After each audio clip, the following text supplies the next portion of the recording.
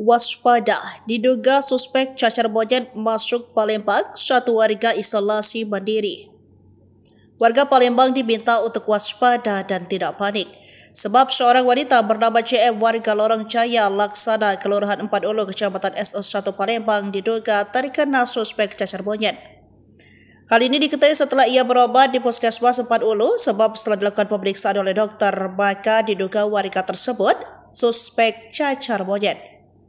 Hal ini diungkap oleh Kepala Puskesmas 4 Ulu, Dr. Haji Darlina, melalui Dr. Gary Arifin Tarunah ketika ditembus Republik.com Selasa 3 Agustus. Benar, ada warga 4 Ulu diduga suspek cacar monyet. Ini diketahui setelah 1 minggu lalu bersangkutan berobat ke sini, katanya Selasa 3 September 2024. Menurut Gary, warga tersebut baru suspek dan terduga. Tentunya hal ini kembali ke Dinkes dan melakukan pemeriksaan secara resmi untuk memastikannya. Kami sebagai dokter hanya melakukan pemeriksaan secara sedini untuk menghilangkan gejala di pasien tersebut dan memberikan obat-obat, kata dia.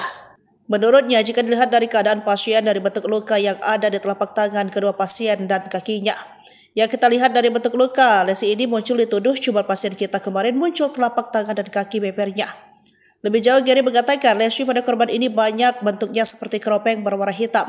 Namun harusnya keropeng ini menyebar ke seluruh tubuh, namun pasien kemarin tidak hanya di telapak tangan dan kaki saja. Hingga saat ini pasien sudah pulang, lanjut Gary kembali setelah pasca pengobatan 2 hari dan lukanya pun sudah membaik.